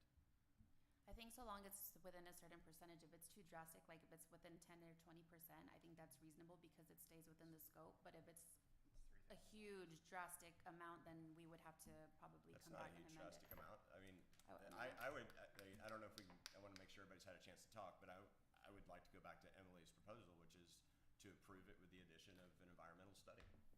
But, okay, I'm all for that, but we need to define what the environmental study is going to environment. If we're gonna buy a phase 1 environmental study or phase 2 to poke holes in the ground and find out what all the construction debris is, that's a different animal than I think what you're asking for. Yeah, what's already in there Environmental is. study is looking for asbestos, looking for, chemicals in the ground, all sorts of stuff. That's not what you're talking about. What you're talking about is a professional landscape architect who has experience with multi-use facilities to give us some guidance as to what can be done to, if it's done, can be done to jointly use the area for dog off-leash areas as well as Or simply, it's pretty straightforward science. They run a few sample tests across the area that's under dual use, and it will come back with either a reading that people would interpret as of being fundamentally not safe and not a good idea, that a doctor would look look at it and go, that's a bad idea. Or it comes back and it has more of the the contours that Kevin shared of like, is it any different than having a dog in your house? But it answers the question, like, as opposed to just everybody's got an opinion. Right, but we've got to put a number on this thing. No, she said we don't if it's 20, 50. What is, I mean, legally, like, what is the actual number? I don't know what the actual number is. Usually it's a range between 10 and 20%. I can't do math. I mean, I'm an attorney. I don't do Well, math. it's $1,400. I mean, 14,000. So 10% is 1,400, and you multiply that by 2, that's 20%, and that's $2,800. So I think she's saying if we don't do something super material, Correct. we're not adding another 10 grand to it. We can do this if we want to, if the group wants to. So, just to, I'm sorry to get into the digging in this, so, because what's gonna be important is, so you're asking for, and that's why I'm trying to get specific, are you asking for a study that tells you whether it's safe to have, a dog area and children playing sports? No, I want them to go and study what is the actual concentration levels of the contaminants caused by dogs being on the field for dual usage. Oh, It should come back with like, yeah, everybody's got a pretty good reason to think this is a bad deal, or it should come back, it's like, this isn't that big of a deal. Well, seems reasonable. like most park areas, like Redbud, from time to time, you can't go out there because of the red algae or whatever. So I suspect that it's the same thing. It hasn't rained in 2 months, and so I imagine that. but they're still playing baseball on it, so you want to know that. Yeah. So I'm just saying that depending on, like, if it rains like all get out this Friday and they come and do the test on Saturday, you might get a different answer than, and I'm just trying to like, yeah, there you go. So again though, sort of what's Tell gonna, Parks when you're will getting we the hell out of know that we've satisfied the question? Well, you don't. Because if Yeah. the sprinkler system was working and running regularly, you probably wouldn't even have this discussion. And that's what we're trying to do, is get the sprinkler system fixed, or get a new one. That's actually not true. If you read any of the science, that's not true. Well, we need to get a professional to give us that in writing so we can all look at it. Yeah, that's all. That's what I'm saying. An objective third party And if that's gonna skilled in be- this. If that's part of what we have already authorized for $15,000 No, we for haven't a authorized landscape it yet. architect This is what we're possibly, or we need to do. The question is do we approve this as is, or do we approve this with the addition of an environmental study to get an answer to that question, which I think is informative to, before we go spending $300,000, we should know the answer to this question. So are you wanting them just to take the sample, or are you also wanting an expert to give you an expert opinion about what the sample tells you? That'll be one and the same person. No, not necessarily. The person who takes those samples doesn't necessarily. I'm just saying, like, I'm trying to be practical here. Like, I'm gonna have to execute on this, so I want to know what exactly that we need to get done in order to either never have dogs off leash in that area or dogs in our park, or where we are. No, you know? I want to make sure to clarify that there's no movement or desire to not have a place for dogs. I just want to, that gets blended into this over and over again. It's like everybody wants to get rid of the dogs. That's not this. And let's not overcomplicate the ask, okay? It's very simple. If we don't understand this ask, we don't understand the rest of what we're doing, which is very simply to go get someone who is qualified to do an environmental study and read it and give us the facts on how dangerous or not dangerous. I don't know. I think it's also not fair for me to say I'm 100% right without any data. Who is that and how much is it gonna cost? Do we know? We have a 20% buffer ballpark to go, so that's $2,800 right now. If it exceeds that, then they have to come back for more. Right. So And let's. then- So that's your amendment. Well, no, Alan, if we approve it with an amendment and it comes back and say it's $20,000 for the environmental study, what happens to the initial approval? Does it die? Like the $14,000, does it be, like, does it get kicked back? You need to ask the attorney. Well, she didn't know. No, that was not what you had asked. So what is your question? My question is the following. If it comes back at, say, $10,000 for the environmental study of our amendment that you said we're okay within a 20% range of the 14,000. If it comes back at 10,000, that exceeds that 20%. If it does that, does that kick the full 14,000 back and like basically revokes our approval, and they have to come back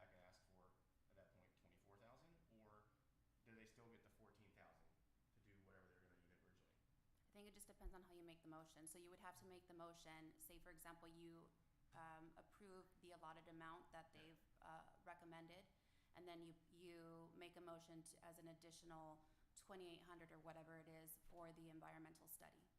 That way, if you're, I don't know what you're trying to achieve, but if you're wanting to allow the 14,000 to still stand, that's how you would make the motion. Let me test it. I think I know where you're going. I think here's a potential answer. Is we go with what we can get done if everybody decides it's okay. We go with what we can get done, which is the 2,800 threshold. We go find out whether it can be done for 2,800 or not. We've had other situations where things have gone over budget. And in fact, one of the things that on here is related to an under budget item and a reallocation of funds. So I don't think the whole thing dies. If we went and found out it was going to be $6,000 and not 2,800, I think there would just need to be a request for some additional funds to support that. But the rest of that stuff should still already be in motion. The irrigation design, all that. Like we should do it all. Let's do it all. If we run into a snag on because our cost was wrong, we just go ask for the additional couple of grand it's going to take to do the study. Okay, so let's play this out worst case scenario. If we know we can get that done for 14K, they already got it bid it out. They come back and say it's $100,000 for environmental study. We never get the environmental study, and then your thing still goes, right? Like, do you understand what I'm saying? I do. I think I'm willing to take the risk. And to honor Kevin's point of, regardless of how he may have heard it, it was not my intention to make this blackmail. It was perfectly just in my view that we should know the answer to this question before we invest $300,000. That's it. And I don't think it should be you can't do the other $14,000 worth of work because we were wrong on the environmental estimate and we need to go back and get some money. I'd like to think everybody in this room in good faith would be like, hey, we agreed to do that. Let's go get the other $2,000 and keep everything moving. I think I can, you can tell me if I'm wrong. No, that's okay. Let's just say we're gonna go ahead and have 3, 4, and 5 stay where it is, and we're gonna have a separate dog park. We still need an irrigation system. Let's say we're gonna have it multi-use and it's gonna stay the way it is. We're still gonna need a new irrigation system. So I think what we're just saying is the existing systems we have, we need a new irrigation system. Either way, even if we if we separate out a dog park area or we make half of 3, 4, and 5 dog park and half ball fields, it doesn't matter. We'd still need an irrigation system. Agreed, Yeah. agreed, except for I do think when you start to talk about like some of these design choices, you start to run into a little bit of what Jeff talked about in his email, which I'm also trying to avoid, which we're also trying to avoid with the parking lot, right, where we get ourselves, yes, I like the biting things off in chunks for a bunch of different reasons. I think we've started to get some stuff done, so like we should be really happy about that. However, I also don't want to have designed or spent ourselves into a corner into which this can never be revisited practically again. That's my other concern is, go ahead, Kevin. Thanks. So a couple of things. I think that if you guys want to make 2 motions and approve this project for the 14,000 to get this system going, that's great. And then if you guys want to make a motion to have a study done with regard to the health and safety aspects of having kids share a field with a dog park, I think that is a reasonable and legitimate thing for RCDC to do and make that suggestion. It's going to come back. I don't know that second part even needs to go to Parks because really it's capital improvements that Parks is supposed to hear first and prioritize, and that's not a capital improvement. But it would then go to council, and I think it would be received a lot better by council if it was not coupled together like, we're only going to approve the sprinkler system if you do this. I think it would be received in a much more positive light. I would point out that a new sprinkler system, though, and new sod and soil amendments would improve a lot of the fecal matter issues out there because whatever fecal matter you have on the field and whatever pH you have comes from the alkaline salts in the irrigation water. And if you increase permeability and you increase the coverage of the sprinkler system, then that stuff leaches through the soil and goes away. So, I mean, you're really actually significantly improving the cleanliness of the park. And with a good covered sprinkler system, and I've even talked to some folks about this, I could see where we have it scheduled to run really well the day before, there's going to be a ball field. And then we close it for that day of the ball field, for example. Because look, I'm not deaf to your concerns about having kids share fields with the dog park. It's not the most desirable situation. And to the extent that we can improve that situation and make it better for everybody, I support that. That's good to hear. I appreciate that. All right, can we, So can I go back to my motion and reiterate again, I love dogs. I do not want dogs to be out of this community.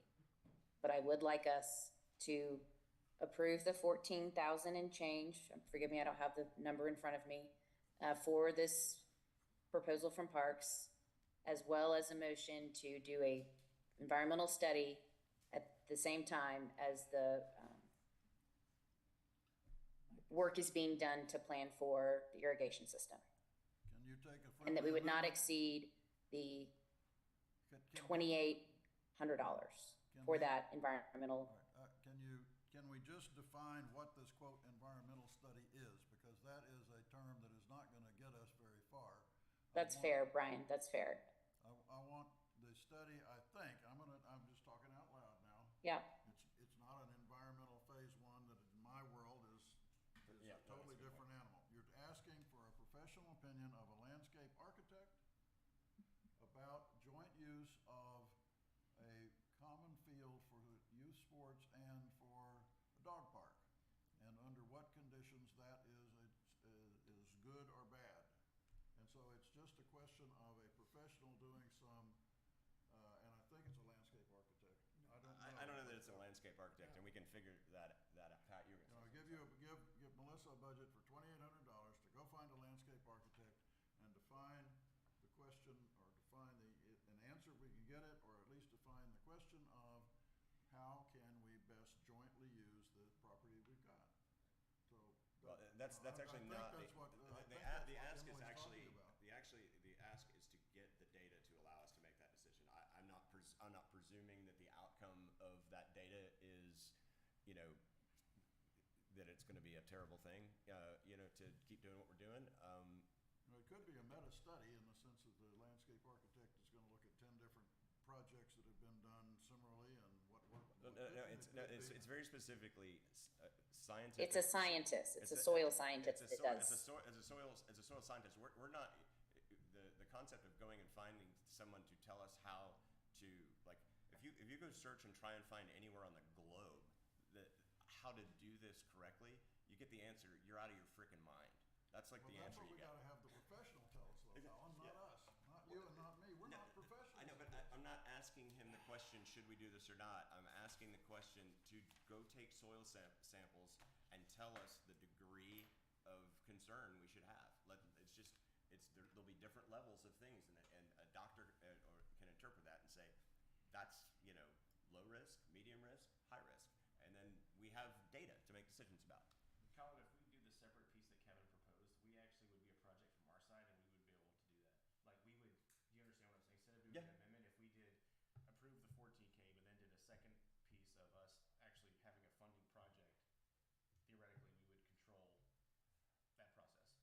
I'm happy to separate it if that's more reasonable to council. I have a high degree of concern that it won't pass. Colin, if I may, I'm just trying to get clarification motion-wise.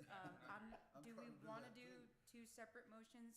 Emily, if I'm speaking for you correctly, I have a motion that says that you would like to approve funding for up to $14,500 to get design specifications for underlaying, dirt improvement, resodding, and new sprinkler system, soil testing for the ball fields, in addition to get an environmental study.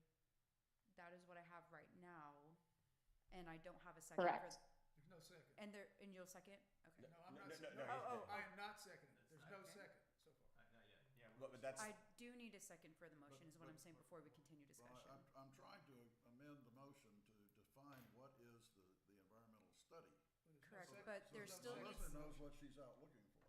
There's no there second still to needs to motion. be a second for the We're motion. still in discussion on the motion, Ours, aren't we? second to continue to have discussion about. That No, is no, correct. I If there's understand no that, second, but then we don't have anything. no. I think we're just trying to have a discussion on whether or not we're trying to vote on it as one one item with an amendment, or the item as it's written with an additional proposal. So, but we're not posted for the additional proposal, Colin. We could do this as an amendment. We can do your quote environmental study. Okay, then that's the only way to do it. Then it's exactly, all right, so then Emily's I have a second for Emily's motion. And And so, I want an amendment, I want a discussion of an amendment that we define what the environmental report is supposed to be that we're looking for. And that needs a second. that's a second point.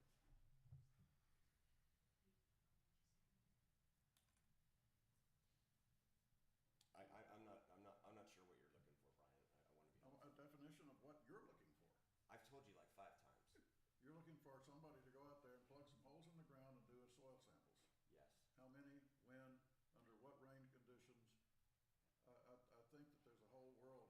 I'm talking about, I've been dealing with environmental reports ever since the EPA was established in 1976, and there's a million different ways to do environmental reports. I'm looking for definition of what it is. You want soil samples? Fine. How many soil samples over what period of time? Whatever a reasonable study would be. Well, who's going to define that? Because I don't have the expertise to do it. You don't have the expertise to do it. What we need to do is to hire a landscape architect who has experience dealing with multi-use property, one of which uses is a dog park, to tell us what it is that needs to be studied. I think this is 20 times easier than that. I don't share the confusion. It's like going out and getting a doctor. It's just not that hard. It's just not. But the doctor always wants to have some test results and then wants to know what is going on in the. We need to determine what you want. Direct them what they should be looking for, so maybe it's, to define, what would be a dangerous toxic level of feces and urine, or something like Yeah, that. that's probably it. That's honestly. Well said. I mean, that's it. That's it. But are you saying we want to go out and do the test and then get that opinion, or just get the opinion? Because once we have the opinion, once we've done the test, we don't know anything. I mean, the test. I just wish we could apply a little bit of common sense here. Of course, we need both. I mean, this is insane. I don't know. I don't So understand. you understand what we're asking for, right? I think so. Yeah. Okay. So then, if it's over budget, then come back and ask for more money. Yeah. I mean, I don't know. I don't know what else to say. We're moving. We're stuck. We seem stuck. We don't need to be, but we are. All right, so the motion then is for the approval of $14,500 for the Irrigation study. design study. And I withdraw my motion for the amendment to define or to put in the environmental study and the definition of the environmental study. So we just vote on the 14.5. Second. I personally don't want to do that because we haven't accounted for in any way getting the actual environmental study done. Well, but we have a motion and a second, so let's bring this to a vote. We've been in an hour and 50 minutes of this, and I'm getting hungry, and we're all getting hungry. What is the term that the Snickers bars use in their advertisement? We're hangry. Okay. I don't think that motion solves any problem. I don't think it solves either side. Because It gets it started. Maybe we come back and discuss the second motion with Colin. But let's, I mean, I'm not going to speak for Colin, but it's like crossing the Rubicon, right? Like you let them go, and like that's it. It's over. It's the conversation's over at that point, and nothing will ever get done. I don't see it that way. I mean, Do you pay attention to what anybody does in this community related to politics? That's our mantra. Is I mean, get nothing done. we need irrigation. So whatever gets that started, I don't care.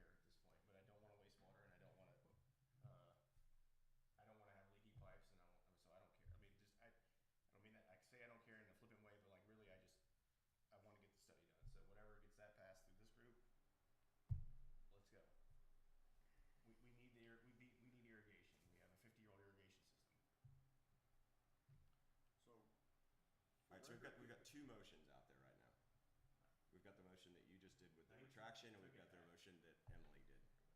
Well, since I made a motion to do the amendment and it was never second, I have the right to withdraw it, and I've done so. So we're back to the basic discussion of whatever this was, discussion and action. No, but we're not though, because Emily raised a motion and it hasn't been seconded yet, which was what Michaela was trying to tell us, You correct? second it. Okay, all right. Second it. Okay, so then let's vote first on that. And can I speak to that Of before course. we vote on it? What is the motion? We'll have a redo. Plus an environmental study. Do you want me to read the motion? Yes, will you read the motion? Yes. Okay, so the motion is to move approval for funding for up to $14,500 to get specification for underlaying, dirt improvement, resodding, a new sprinkler system, soil testing for the ball fields with the addition of an environmental study. For 2,800, I think was the Yes. number on that. Well, Correct. This motion does not, only has the 14,500. She had mentioned the 2,800. Okay, Well, thank you. that was based off your assumption that we could go a little bit over. That's what Sure, I said. sure. Yeah. If it's within a, like I said, up to a 20% range, Okay. or you can make Yeah. it a, yeah. Okay, so you add that. So yes, I seconded that. Because we've got a smaller group and Emily's on the phone, I'm going to ask as we vote that we just kind of go one at a time, so that I don't make a mistake and figure out that who said yay and who said nay. Is that fine? Emily counts for voting, right? Huh? Yeah. So 1, 2. So And could I Ryan? speak to it before you vote? oh, sorry. That's Sorry. okay. No, I got confused. No, by that's the other okay. question. So I would just urge the board to vote that down because it makes the sprinkler project contingent on this other thing that has to still be approved by council. And instead, pass the $14,500 as requested for the sprinkler system design.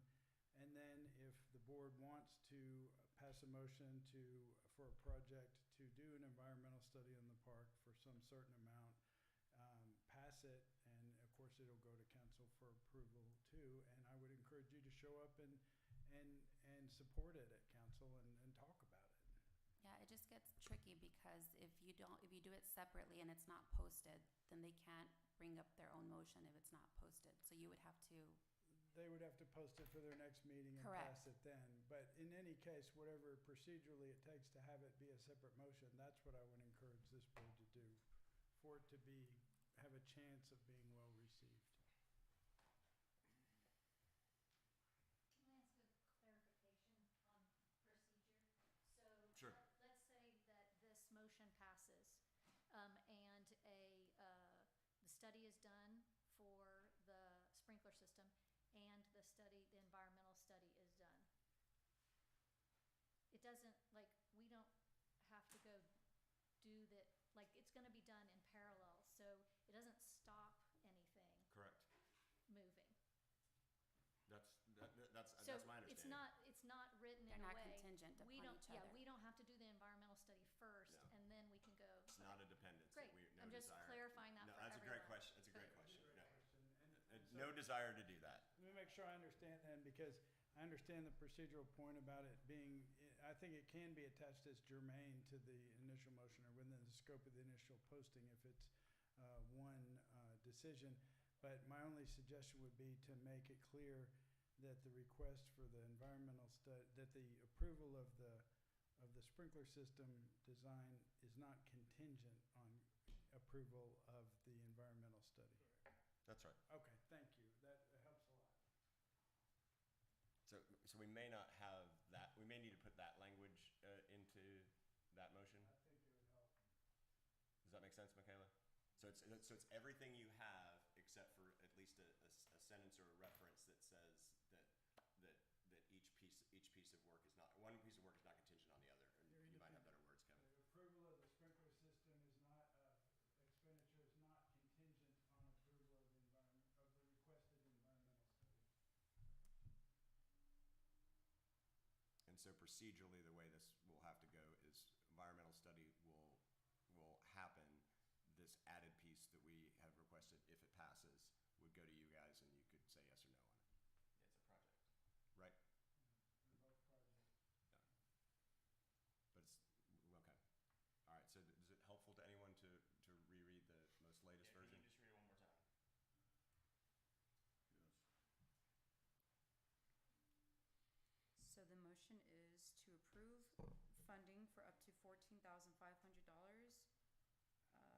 get design specification for underlaying, dirt improvement, resodding, a new sprinkler system, soil testing for the ball fields, with the addition of, with Kevin's additions.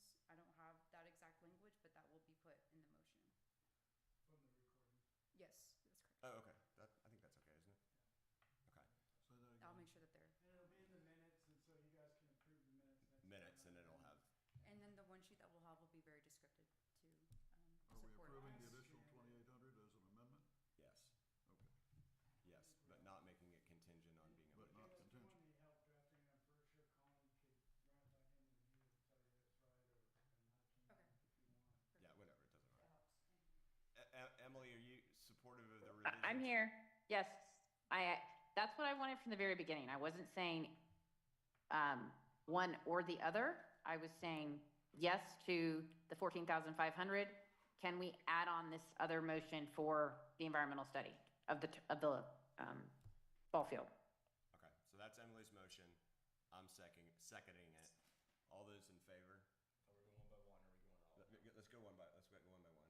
Aye, in favor. I'm in favor. Emily in favor. In favor, yes. Favor. Okay, the motion passes. Okay.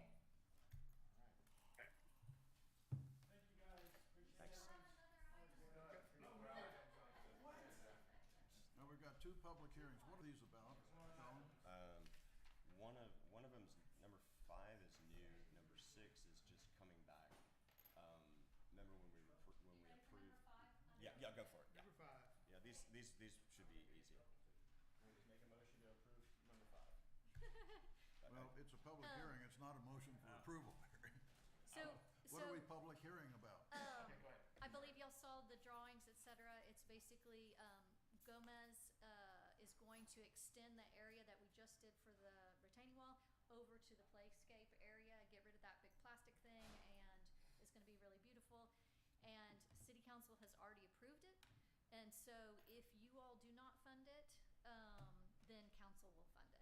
But council wanted us to come to you and tell you that, they would like RCDC to fund it.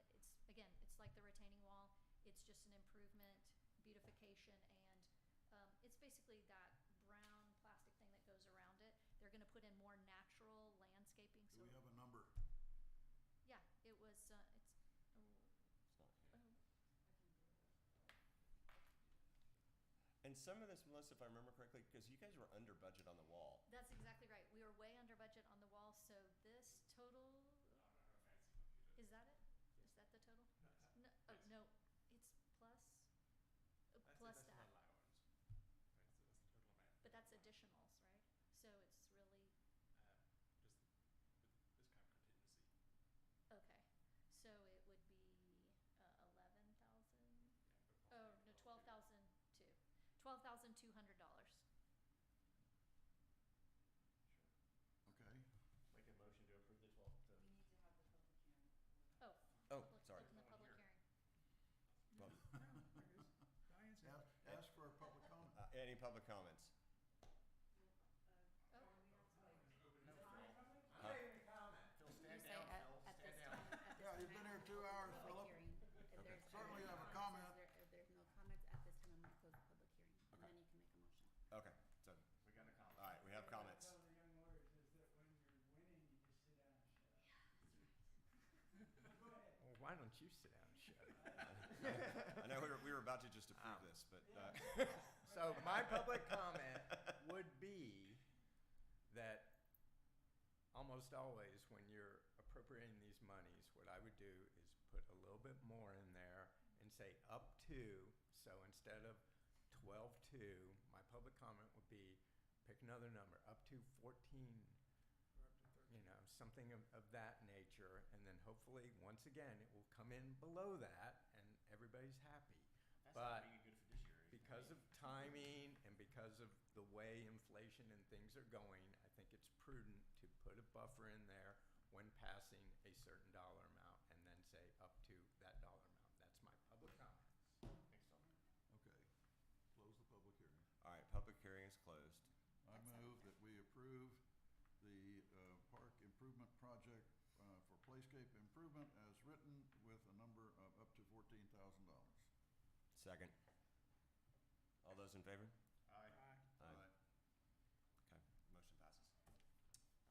All right, number 6. All right, so this one, if I remember correctly, is this is just coming back after we had the discussion related to the parking lot, and you gave us kind of like the overview. This is what it's going to cost to do the design. We kind of had the conversation. If we're going to spend the money on the design, we better be full in that we're going to get this thing done, or it's a waste of money.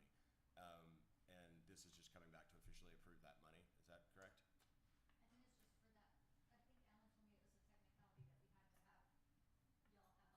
public hearing on it. Yes. It's a formality. So we, and so Again, we're, what's the number? yeah, we just need to know. Oh, Thank you, Brian. Thank you. It's an anticipated amount of 10,500, but a total amount not to exceed 12,200. Not that one. This is the next Number one. I've six. moved. Wow, you guys are making much better progress than I thought. We'll move along. Sorry, it's been a long meeting. Okay, let me have a look here. Sorry, we'll get there. Is it 14.5 maybe, or 15? I thought it was 15 for some reason. Yeah, I think it was. Yeah, it was for the design fees. It's just, it's a technicality. We couldn't approve it then because it was just an information sharing at the time. Yes, I believe it's 14. Huh? Oh, it's not to exceed $17,000. Okay.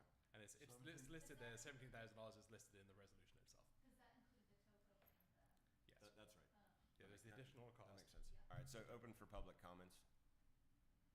No public comments. Closed for public comments.